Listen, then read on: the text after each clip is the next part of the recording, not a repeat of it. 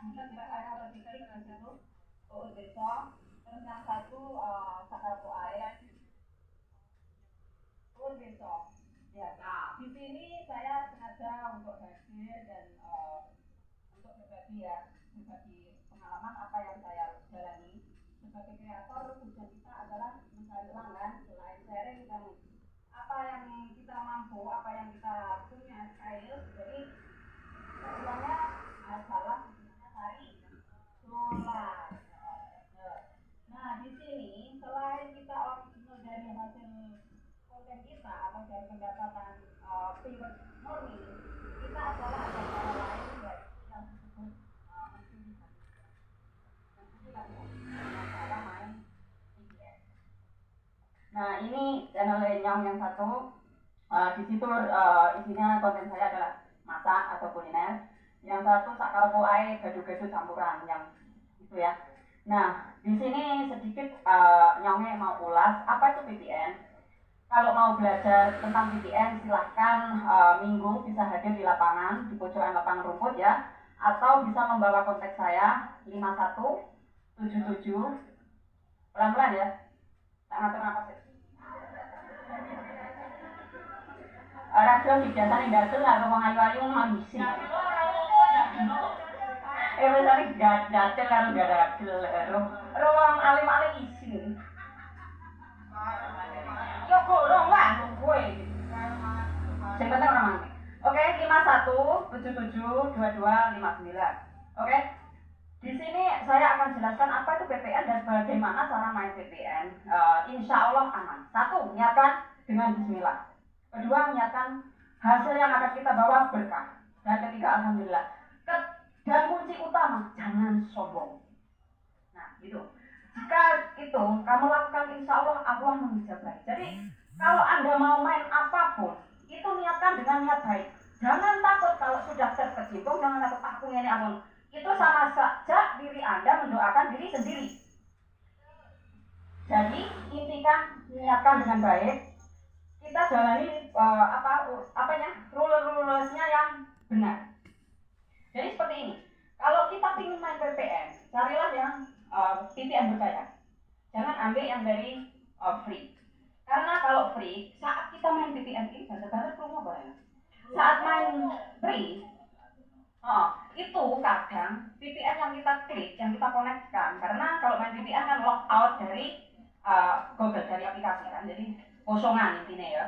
Nah, kalau kita pakai yang free, kadang saat kita mainkan akan menculat ke negara yang tidak kita tuju. Bisa kita menujunya ke Amerika atau ke Kanada. Nah, saat kita nyalakan VPN yang free itu nanti kadang bisa kembali ke lokal.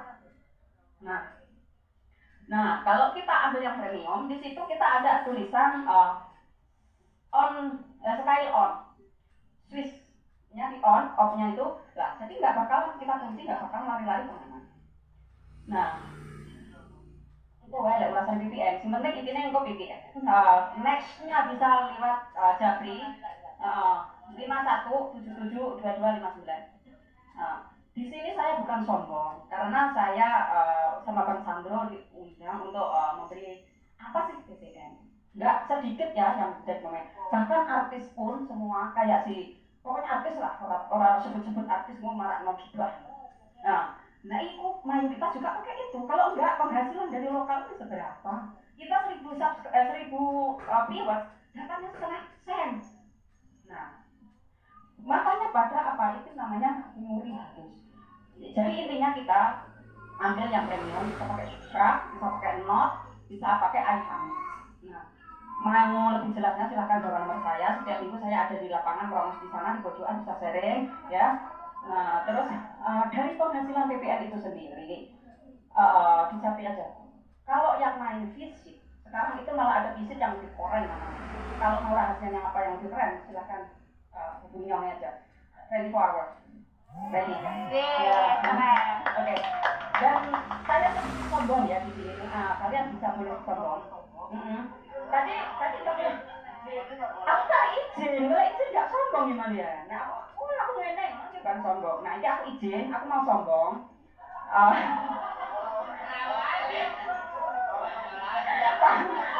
Mau pamer hasil dari VPN. kalau saya sekarang ini kalau nggak main visit, biasanya pendapatan saya tuh 1 bulan ya 13, 14 itu kalau nggak visit. Apa itu 13 apa? Juta. Iya. Curang-curang nih pelan-pelan wae kalem su. Nah kalau benar gitu gambar sengkok kan. Nah sekarang ono sih tak pernah aku buyutnya yang jujur dari awal kalau nari iso ngene kok. Nah terus kalau sejak main musik ya itu dinamakan visi kunjungan ring ya rada sombongnya iki yo sombongnya tingkat 2 ini tapi ojo delok nek memang yo aku yo ngene disombongi alhamdulillah 1 bulan itu ojo bagian ya 40, 50, 30 jadi ini baik kalau mau tahu caranya silahkan hubungi saya kalau mau masuk grupnya silahkan hubungi saya tarik Mau gratis sebagai admin saya juga tidak free saya juga ikut review kalian kebanyakan kalau jadi admin itu mereka ambil free tapi saya tidak apa prinsip saya dari 100 orang yang review kalau saya ambil free ada 5 orang aja yang nggak ikhlas ya review saya free itu nggak akan berkah jadi admin sama-sama berjuang admin cuma ngasih rule cuma mengatur gimana aturan-aturan main dan memeriksa cara permainan yang salah yang benar mas. Jadi nggak ada kata free bagi admin di tempat saya. So intinya kita berjuang sama-sama cari dolar, cari rezeki. Apa sih tujuannya kreator? Cari duit. Nggak cari kesombongan, nggak ada admin, nggak ada serial, nggak ada dunia. Sombong izinnya nggak sombong. Jadi intinya seperti itu. Kalau memang mau, ayolah ngapain sih kita cari capek-capek view sana view sini kalau gak ada duit ya capek lah ya sama-sama mata sakit view sama-sama mata nyariin duit tapi jawabannya apa 1 bulan 50 langsung ya enggak ini dia lah jangan ngatur dia enggak cerita sama sini lupa jadi nah oke. Dan permainan ini insya Allah kalau kita lakukan dengan baik dan aturan-aturan kita ikuti karena ini namanya juga pencurian halus namanya VPN dari YouTube tidak melarang dari pihak Google tidak melarang karena itu juga jaringan yang diperjuangkan tapi kita setidaknya bisa mengatur dan mengontrol diri tak ada kata YouTube itu lebih pintar dari kita tapi lebih pintar dari sana lebih pintar dari Google-nya cuma kita cara menyikapinya dengan bijak tidak lost control kebanyakan customer lalu subscriber baru saya iwasnya saben dina cuma 100 viewers ini dikuras terus ngeblak lah nah gitu ceritanya intinya jadi kita slow yang penting dapat nggak usah terlalu nafsu ya saya bermain dari 2019 akhir VPN tapi ya itu main saya memang nggak ngegas jadi slow intinya ada masukan tiap bulan aku bisa gajian itu aja prinsip saya nggak ada rasa iri yang 1 bulan dapat 150 juta ada yang dapat itu nggak sendiri yang penting apa kemampuan saya dan apa yang bisa jalani slow tapi pasti gitu aja jadi untuk VPN sendiri seperti itu cara mainnya cuman gampang intinya satu logout dan ambil VPN yang tidak free dan aturan-aturan mainnya harus benar-benar diperketat. Kalau main itu IP juga beda. Jadi bisa kita pakai 10 HP. Nah, 10 HP itu kita harus bedakan semua dari IP. Nanti cara itu ngatur-ngaturnya itu yang belum paham bisa minggu kumpul di pojok lapang rumput gratis tidak ada pungutan biaya. Silakan. Kita pintu 2 di pojokan pas depannya kantin. Arah depan kantin kita di pojok situ sambil belajar lain-lainnya kalau mau jahit mau sambil promosi ya mas nggak apa-apa ya saya di Bina Karya Bersama oke kalau mau belajar kayak gitu jadi intinya ada pertanyaan tentang VPN masih ada kesempatan sedikit virtual personal networking yes virtual personal networking ya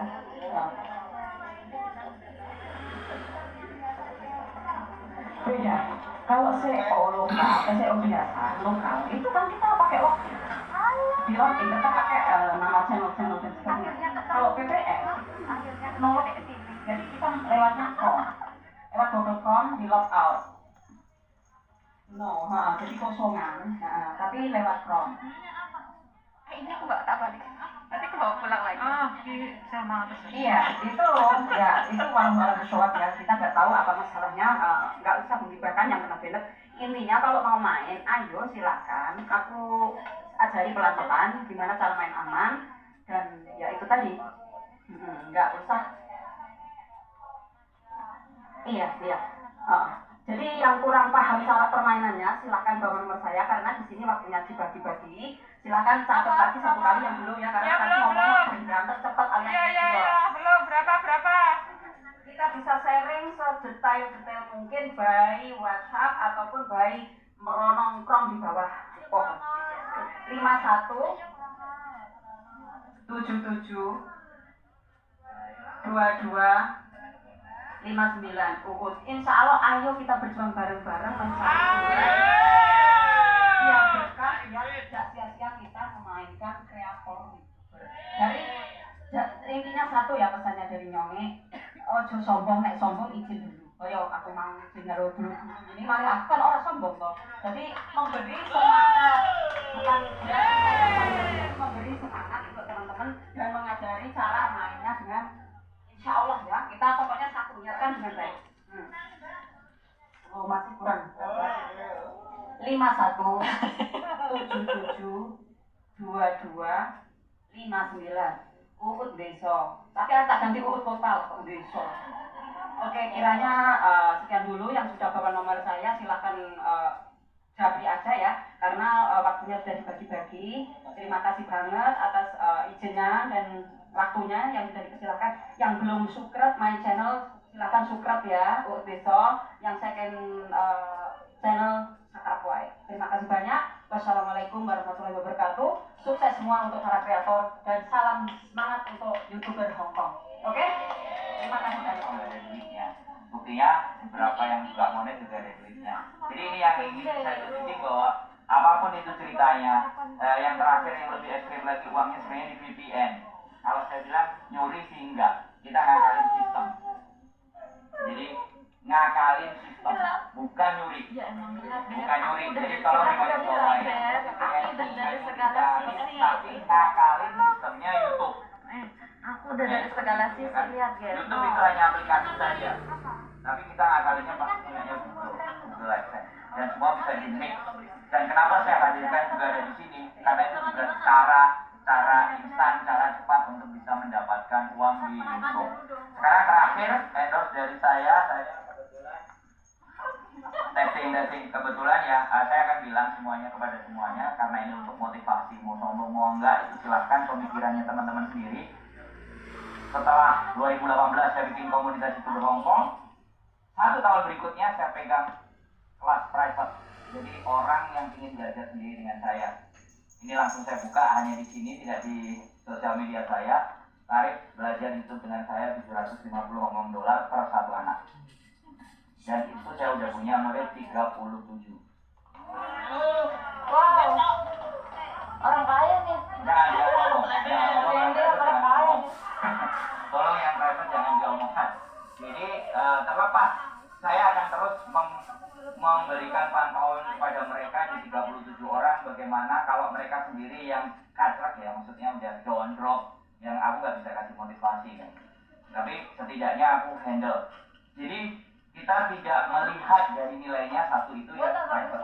Yang kedua, sejak bulan April, Mei, Juni, Juli, Agustus, September, Oktober, November ini 6 bulan ya. Saya di-endorse oleh satu agent di Hongkong, Bandung Enterprise. Tarifnya untuk bikin atau buat sosial medianya dia Udah makan. 5.000 satu bulan. Wow. Jadi kenapa saya bilang saya kenapa saya bisa sampai seperti itu dan bukan berarti teman-teman nggak bisa seperti itu. Penjelasannya akan kita tonton film ini karena apa yang akan saya sampaikan itu di film ini. Film ini baru tayang berapa bulan yang lalu, tapi saya udah hampir 1 tahun yang lalu, tapi saya udah jalanin apa yang ada di film ini 2 tahun. Jadi saya udah jalanin prakteknya dulu, ternyata teorinya diterjemahkan di sini. Boleh Bu diputar videonya. Oke. Nah, ini nanti perhatikan baik-baik. Ini agak panjang sebenarnya.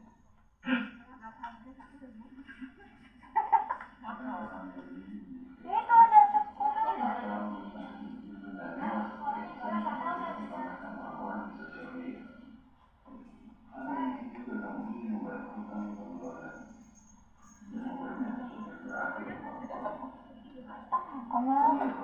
Tentang ya ini ke pencahayaannya kurang loh. Itu lampunya mati. Ini mati.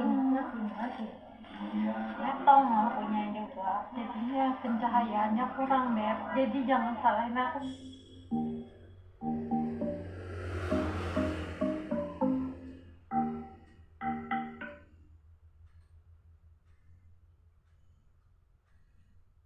Ya, assalamualaikum warahmatullahi wabarakatuh. Selamat malam dan jumpa lagi bersama saya Wong Ganteng Sak Donyo di channel YouTube yang isinya membuat Anda jadi berpikir, bukan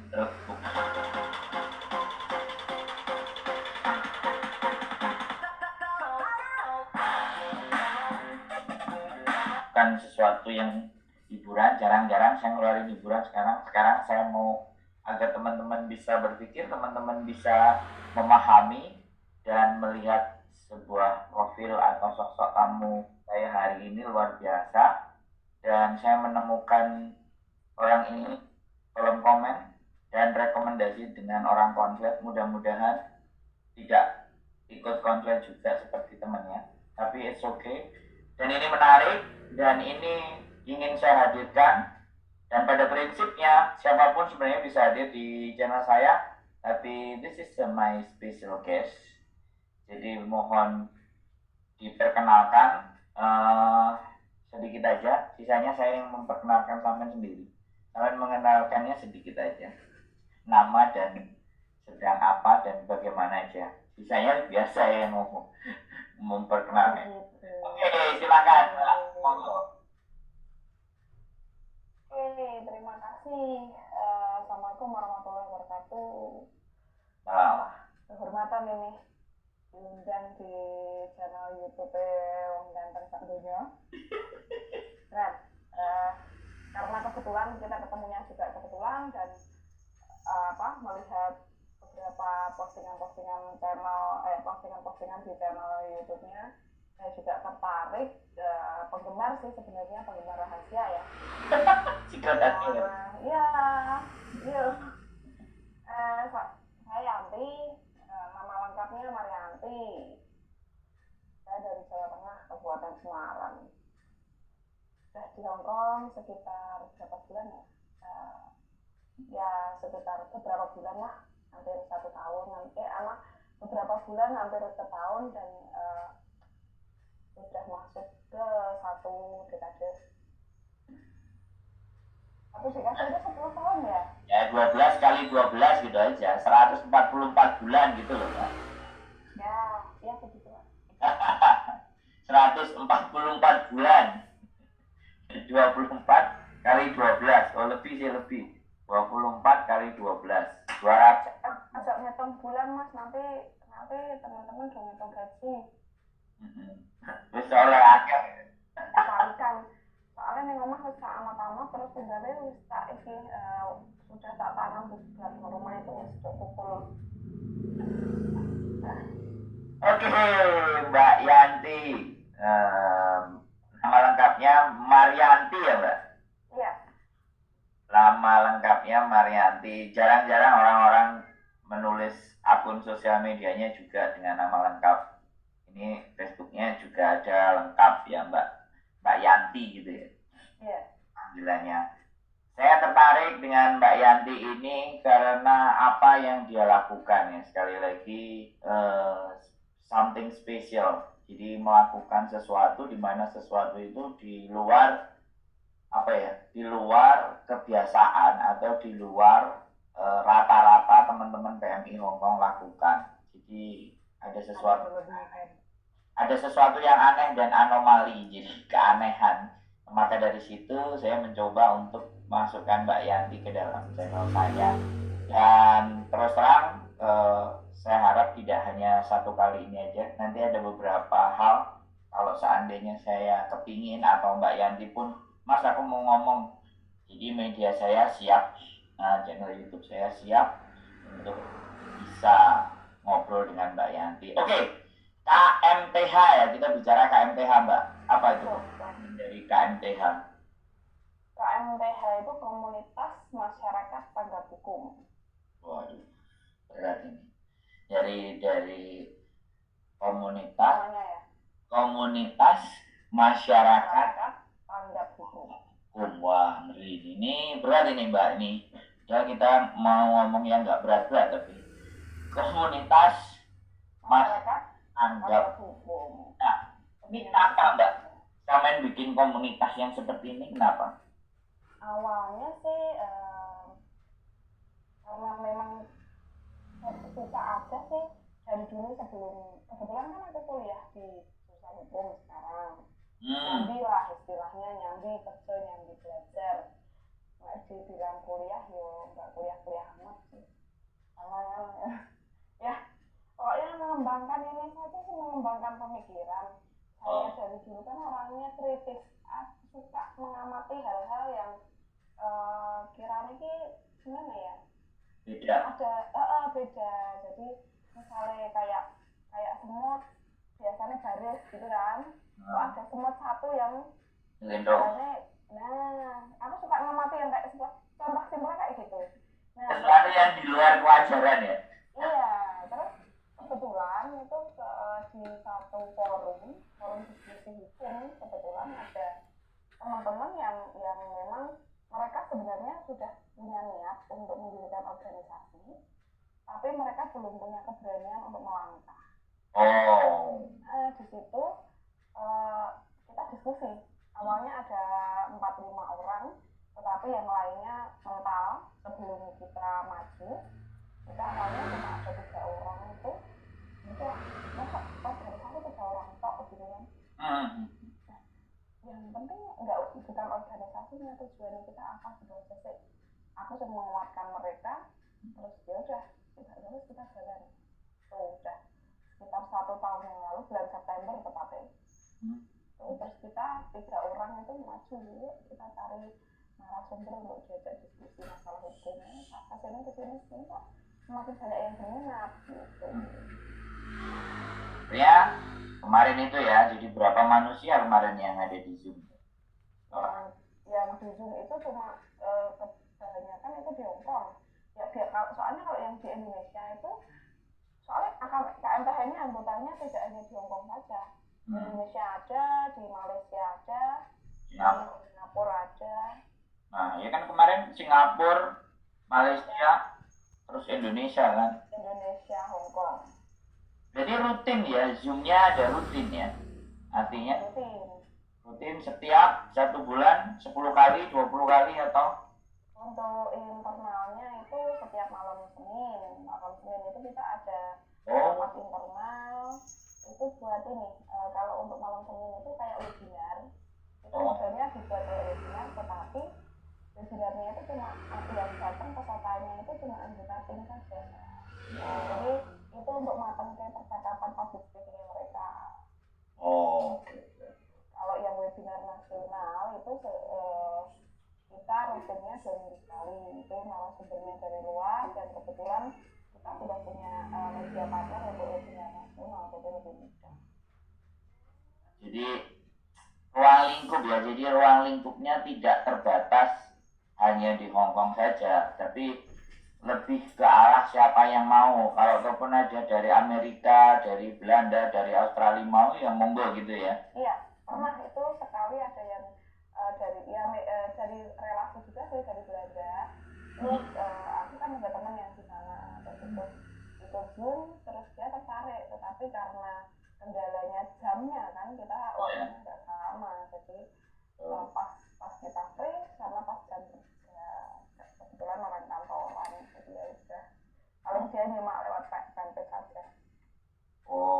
Nah ini dibikin ya, sebenarnya bahan diskusi, kemudian sebagai mengembangkan cara berpikir tentang persoalan hukum ya. Terus ada juga memberikan solusi atau mengatasi sebuah problem hukum, ya kan? Ada juga. Ada. Nah, Banyak itu juga yang seperti itu.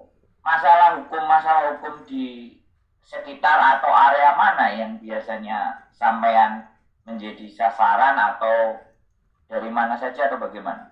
Kalau sasarannya karena sesuai judul aja ya, kita dilihat dari judulnya, komunitas masyarakat tanggap hukum, itu kita menghimbau untuk masyarakat itu lebih tanggap sama hukum. Tahu sendiri sekarang di daerah-daerah itu orang itu takut sama yang namanya hukum. Nah, dari situ kan terus kita berpikir, orang di daerah itu kan nggak semuanya peka hukum.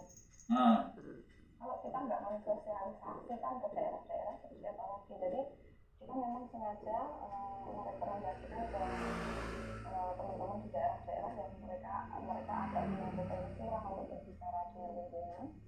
Jadi 70% itu permasalahannya di Indonesia.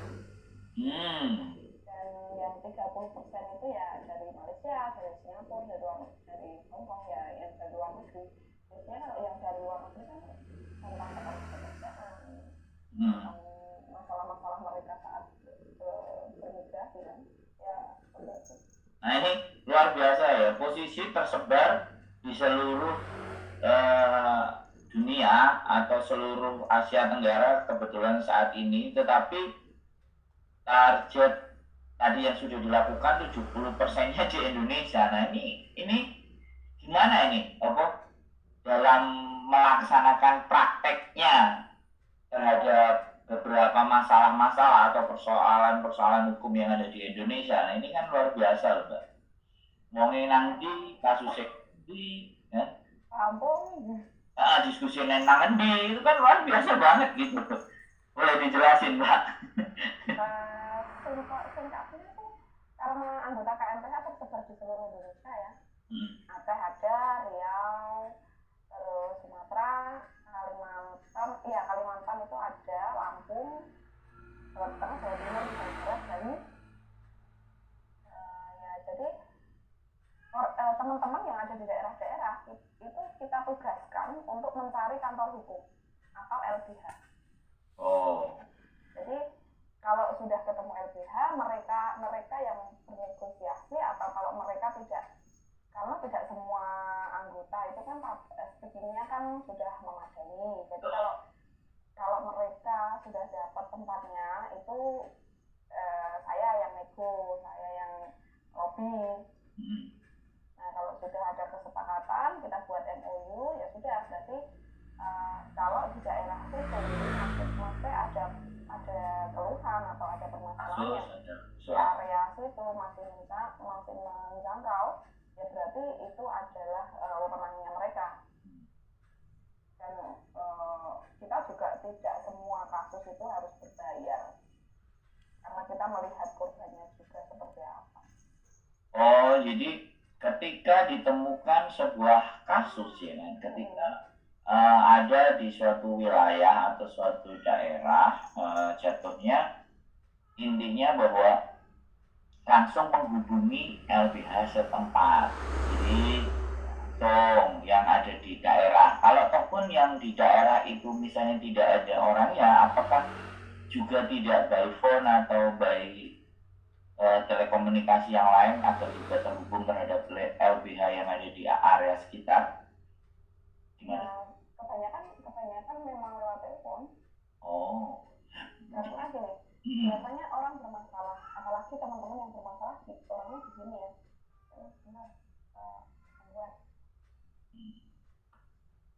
Oke teman-teman, jadi karena Mbak Yanti adalah PMI di Hong Kong, jadi luar biasa ya, masih menyempatkan untuk bisa ngobrol dan bincang-bincang, bahkan bikin podcast, bikin cerita di sini di sela-sela kesibukannya dia. Oke, saya tidak menjadi persoalan, karena sekali lagi bahwa memang yang saya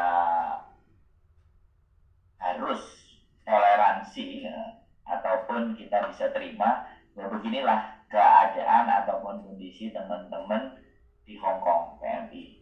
mungkin tadi barusan dipanggil dengan majikan, jadi it's okay, fine, nggak ada jadi problem, sambil mengisi kekosongan. Jadi teman-teman, seperti yang sudah dijelaskan dengan Mbak Yanti tadi bahwa oke, udah kembali lagi yang dijelaskan bahwa KMBH adalah grup, ada komunitas di mana di seluruh Indonesia. Kalau volumenya sudah oke, sampean on, Mbak. Karena aku kalau dikacangin aku senangnya dijak ngomong. Jadi itu tadi sedikit iklan atau promosi. Itu oke kalau misalnya majikan manggil atau harus sampean cabut, sampean ngomong, gak ada masalah, Mbak. Kita memahami. Kita nggak jadi sesuatu yang saklek, karena ini pembicaraan menurut saya penting dan harus bisa kita sampaikan kalau memang ada halangan, karena tugas utamanya sampean adalah melayani di situ. Oke, tadi ya rata-rata memang menghubungi LBH setempat ya, walaupun di situ tidak ada perwakilan dari komunitas, tapi langsung berhubungan dengan, langsung cari data ya, karena memang sekarang dunia sudah cepat sekali.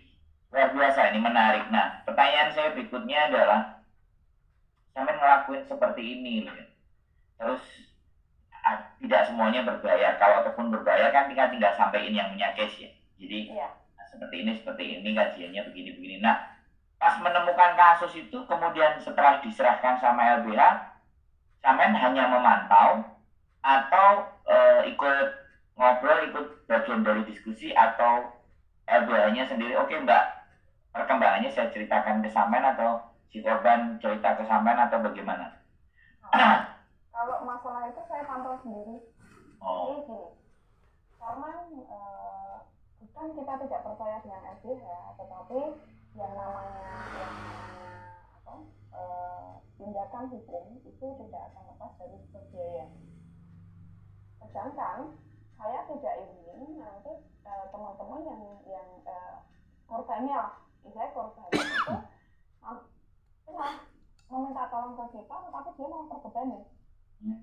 Karena sudah pernah kejadian dan saya kecolongan di situ. Makanya itu saya buat pengalaman. Sekarang apapun yang terjadi saya harus pantau langsung. Saya sudah pernah kecolongan sekali karena si korban dimintai biaya di luar perjanjian saya dengan kita. Disitulah saya kecolongan dan korban nggak berani ngomong sama saya. Karena sudah seperti itu namanya di sana terjadi tahu apa yang mereka bicarakan, apapun itu. Tapi kalau sekarang saya minta semuanya terbuka. Saat LBH atau pengacara itu membantu secara terbuka, saya serahkan kasus itu. Tetapi kalau tidak, ya maaf, saya juga cari yang gitu. Dan kalau memang tidak mau saya ikut di dalamnya, ya berarti Anda bukan LBH ataupun bukan pengacara yang saya cari. Jadi kalau saya nggak tegas karena sudah kecolongan satu kali, karena semua itu berdasarkan pengalaman. Kalau saya itu semua berdasarkan pengalaman apa yang sudah terjadi, dan itu jurusannya ke jurusan nggak baik, ya sudah, saya tidak mau menyerah. Tidak ada kompromi dan tidak ada nego kalau saya dengan siapapun itu. Jadi pada prinsipnya sebenarnya kita mau bantu, tapi bukan justru memberikan atau berani, atau justru menjadikan mereka merasa bahwa kok gini-gini amat, kita minta tolong kok gini-gini amat. Jadi luar biasa. Nah, 70% dari kasusnya itu di Indonesia ya, yang 30% bisa di luar negeri atau macam-macam. Nah, rata-rata yang sudah dihadapi ya, ini kalau boleh gambaran secara umum, dalam 1 tahun sampai sudah berdiri ini, sudah berapa case sampean tanganin? Luar biasa loh, ini setahun. Itu ya gambaran aja, nggak harus tidak. Iya, ya sekitar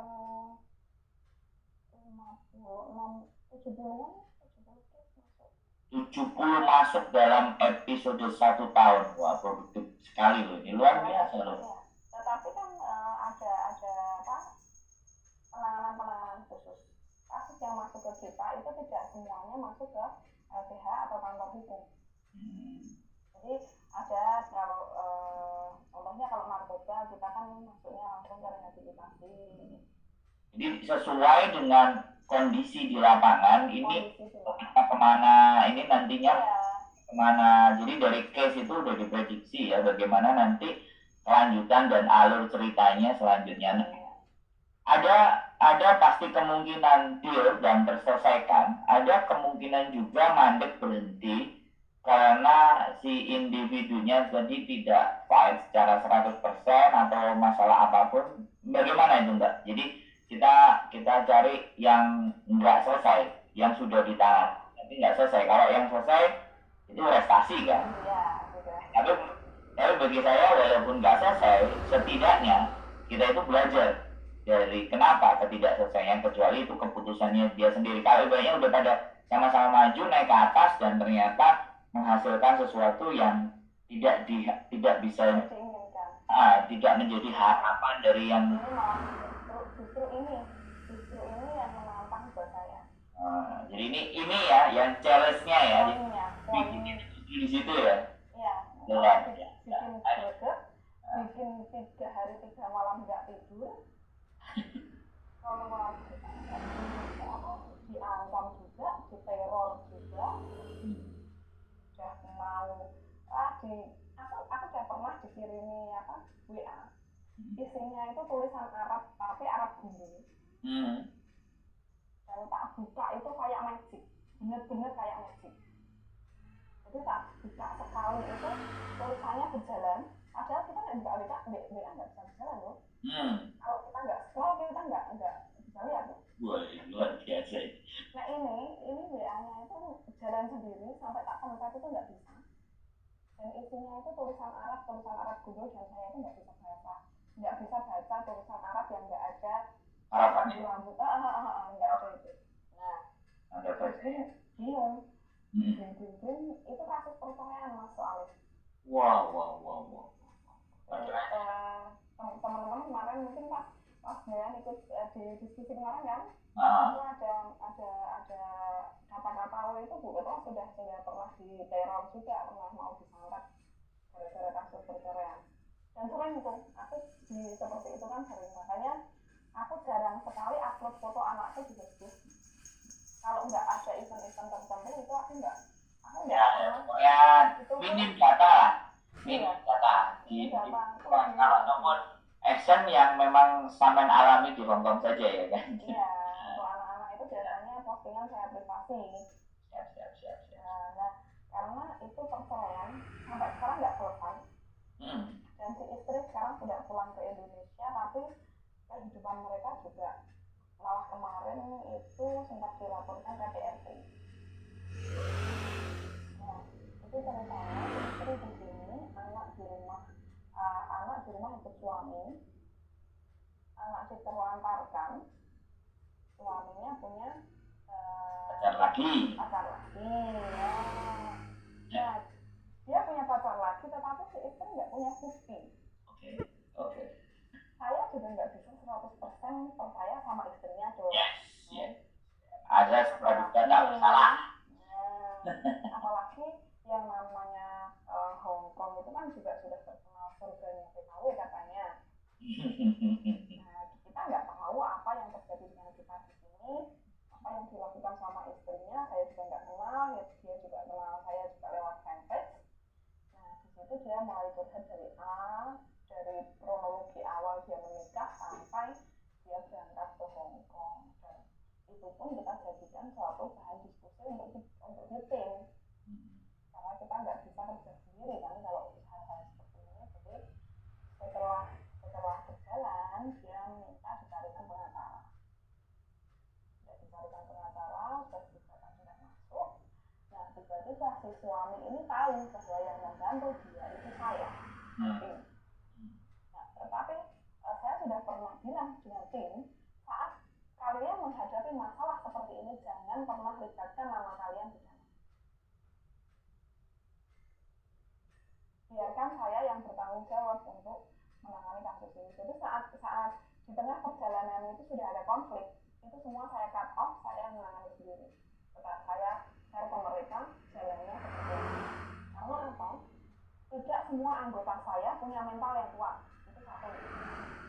Kalaupun mereka punya mental yang kuat, saya butuh mereka basicnya dulu. Jadi mereka harus paham dulu apa yang akan kita hadapi di depan.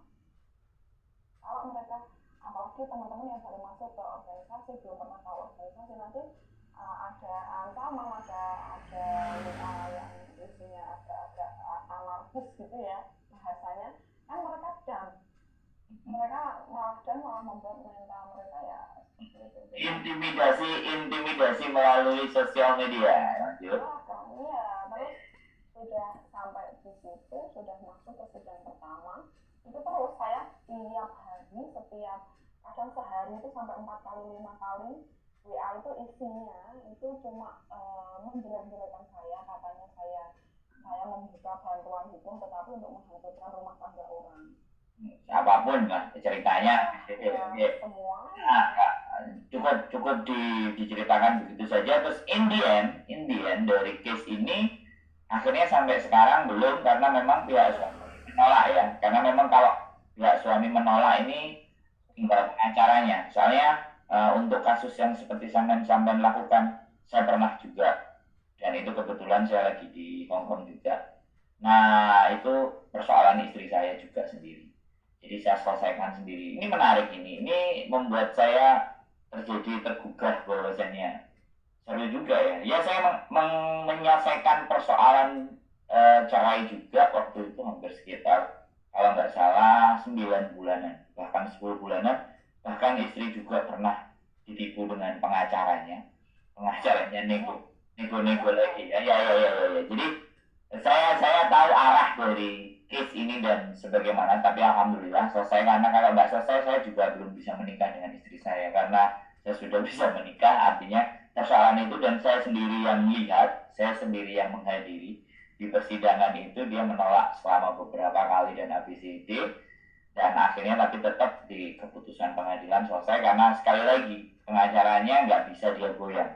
Jadi yang menjadi persoalan itu kadang-kadang ketika dia justru punya materi, maka itu salah satu case ya Mbak yang menarik ya, yang ibaratnya yang punya case ada di Hong Kong kemudian terus pulang ke Indonesia sampai sebegitunya ya. Memang luar biasa nih urusan membela manusia, membela sesuatu itu kadang-kadang butuh sacrifice, pengorbanan yang nggak sesimpel itu. Dan yang menjadi pertanyaan saya,